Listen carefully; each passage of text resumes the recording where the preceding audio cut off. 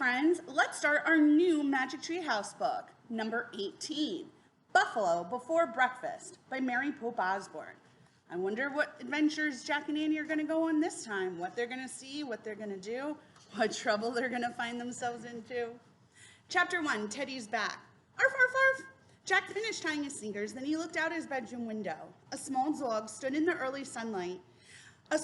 He had floppy ears and scruffy brown fur. "Teddy," said Jack. Just then, Annie ran into Jack's room. "Teddy's back," she said. "It's time." It was time for their second mission to help free the little dog from a spell.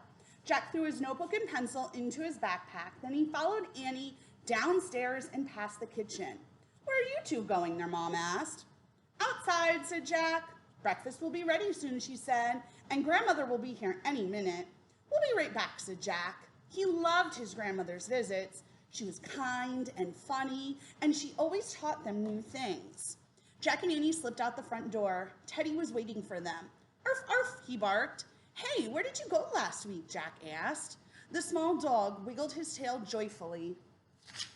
Then he ran up the sidewalk. "Wait for us," Annie shouted. She and Jack followed Teddy up the street and into the Frog Creek woods. They ran between the trees. Wind rattled the leaves. Birds swooped from branch to branch. Teddy stopped at a rope ladder that hung from the tallest oak tree in the woods. At the top of the ladder was the magic tree house. Jack and Annie stared at it. "No sign of Morgan," said Annie. "Let's go up," said Jack.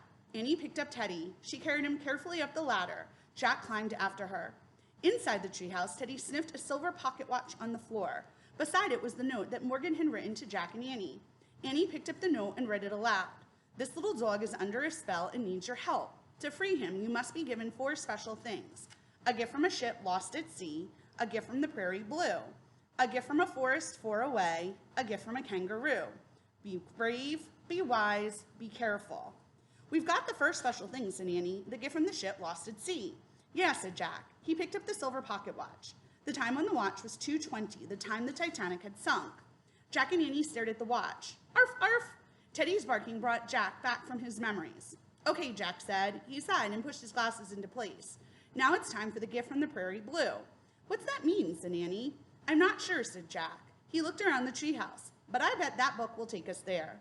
He picked up a book in the corner. The cover was a picture of a wide prairie. The title was The Great Plains. "Ready?" Jack asked. Teddy yipped and wagged his tail. "Let's go," said Annie. "The sooner we free Teddy, the better." Jack pointed at the cover. "I wish we could go there," he said. The wind started to blow. The treehouse started to spin. It spun faster and faster. Then everything was still, absolutely still. Chapter 2, Ocean of Grass.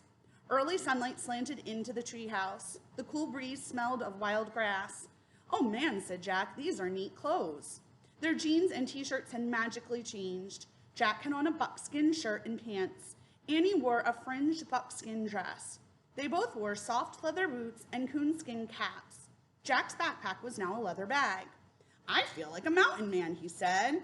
"All you're missing is a mountain," said Annie. She pointed out the window. Jack and Teddy looked out. The treehouse sat in a lone tree in a vast golden prairie. The sun was rising in the distance. Wind whispered through the tall yellow grass. "Shh, shh, shh," it said. "We need a gift from the prairie blue," said Jack. "I bet that means the sky," said Annie, looking up. "Yep," said Jack. The sky was growing bluer as they watched. "But how are we supposed to get it?" "Just like last time," said Annie. "We have to wait till someone gives it to us." "I don't see any sign of people out there," said Jack. He opened their book and read aloud. "The Great Plains are in the middle of the United States. Before the 20th century, this vast prairie covered nearly a fifth of America's land. Some called it an ocean of grass." Jack pulled out his notebook. "Come on," said Annie. She picked up Teddy and carried him down the ladder. Jack quickly wrote, "Great Plains, lots of land." "Wow, this is like an ocean of grass," Annie called from below. Jack slipped the Great Plains book and his notebook into his leather bag and climbed down. When he stepped onto the ground, the grass came all the way up to his chest. It tickled his nose. "Ah-ah-ah-choo," he sneezed. "Let's go swimming in the grass ocean," said Annie. She started off with Teddy under her arm. The wind blew gently as Jack hurried after her. All he could see was rolling waves of grass.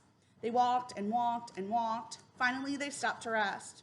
"We could walk for months and never see anything but grass," said Jack. "Arf, arf." "Teddy says there's something great up ahead," said Annie. You can't tell what he's saying, said Jack. He's just barking.